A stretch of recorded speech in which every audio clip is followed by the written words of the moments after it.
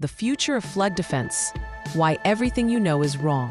What if I told you that the most innovative flood defense system in the world isn't made of concrete or steel, but of code and algorithms? While nations spend billions building massive walls against the sea, the real revolution is happening in the cloud. By the end of this video, you'll understand why experts are now ranking AI-powered forecasting alongside and sometimes above engineering marvels that took decades to build. For over a century, humanity's answer to flooding was simple. Build bigger, build stronger, build higher. Picture this: steel gates weighing around 3,700 tons, the weight of about 600 elephants, rotating up from the Thames riverbed in just half an hour. Since it began operating in 1982, the Thames Barrier has closed over 220 times, protecting more than 1 million Londoners from disaster. That's the sound of 20-meter-high steel giants saving a city. But here's what you might not hear in the headlines. Many of these megastructures were born from catastrophe. The Netherlands Delta Works, built after a devastating 1953 flood, killed over 1,800 people. The Thames Barrier, planned in the aftermath of the same storm surge that struck the UK. Hurricane Katrina led to the creation of the lake-borne barrier in New Orleans. Again and again, tragedy strikes, nations act, engineering marvels rise. Pause and think. What would it take for your city to spend $13 billion on flood defense? Drop a comment with your guess. The Delta Works even shortened the Dutch coastline by building dams and barriers, reducing the length of vulnerable dikes.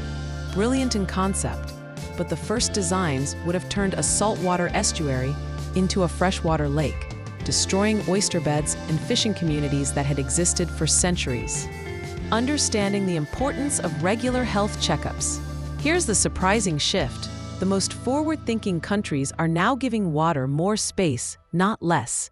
The Netherlands, yes, the same nation famous for monumental barriers, reversed its philosophy.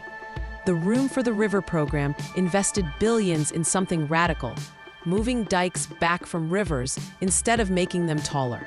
Research has shown that lowering flood levels by just half a meter can dramatically cut the risk of embankment failure, in some cases by many times over. Imagine the relief for engineers when they realize they could work with a river rather than fight against it. In China, some cities are being redesigned as sponges. Take Wuhan's Garden Expo Park, once a garbage dump, now able to capture 70% of the rain that falls on it. On a hot day, it's about 3 degrees cooler than the surrounding concrete streets. You can feel the difference as you step inside. The air softens, the heat fades, and water gently flows through permeable paths instead of racing toward overburdened drains. Which terrifies you more? A 20-meter steel wall slamming shut to protect your city, or trusting green spaces to soak up a massive storm? Tell me in the comments. And here's the kicker about nature-based solutions. Every dollar spent on wetland restoration can save multiple dollars in future flood damage. In the United States alone, coastal wetlands provide tens of billions in storm protection each year. Nature's own defense budget, free of charge. While we've been focused on what to build, the most innovative minds asked, what if we could predict floods with the precision of a weather forecast? Google's AI can now forecast floods up to 7 days in advance for hundreds of millions of people worldwide. Think about that. Whole communities with a week's notice instead of hours. The AI learned from data-rich regions and applied those lessons to places with little historical information, including parts of Africa and Asia. 7 days to evacuate, prepare your home, or simply move your car to higher ground.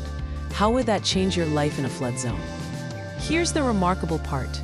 Running this kind of forecasting system costs only a fraction of what a single large flood barrier costs. The Thames Barrier, for example, would be worth billions in today's money. Yet a global digital warning system can protect more people for the cost of operating servers. NASA has pushed this further with a model of models approach, blending different flood prediction systems to send real-time alerts at a very local level. When high flood probability is detected in a remote basin, warnings can be sent instantly to both residents and emergency managers. The most important insight? The future isn't about choosing between concrete or code, between barriers or wetlands. It's about layering defenses so they work together. Picture a coastal city in 2035. Offshore oyster reefs blunt half the incoming wave energy. At the harbor entrance, an AI-guided storm barrier closes only when absolutely necessary. Across the city, green infrastructure absorbs rainfall like a giant sponge. And buildings themselves adapt, either floating with floodwaters or sealing tight against them. This isn't science fiction. Every one of these solutions exists somewhere right now. We're moving from the age of defense to the age of resilience. Instead of betting everything on one massive wall, we're creating systems that adapt, learn, and improve. The Netherlands has shifted from centuries of fighting water to embracing it. China is replanting and redesigning its urban spaces. Digital flood intelligence is now in the hands of communities across the globe. So next time you hear about flood defenses, ask not only, will it hold, but also, will it adapt? Will it learn? Will it make life better beyond just keeping water out? Because in the water-rich future ahead, survival will belong not to the cities with the tallest walls, but to those with the smartest systems. Understanding the importance of regular health checkups. If this changed how you think about floods and resilience, subscribe for more deep dives into disaster science. And here's my challenge. Share this with someone in a flood-prone area. Knowledge can save lives. For more practical insights on protecting yourself and your community, check out the Disaster Research Notes channel. It's not just theory, it's actionable intelligence for when the next flood comes. Remember, the best flood defense is the one you understand before you need it.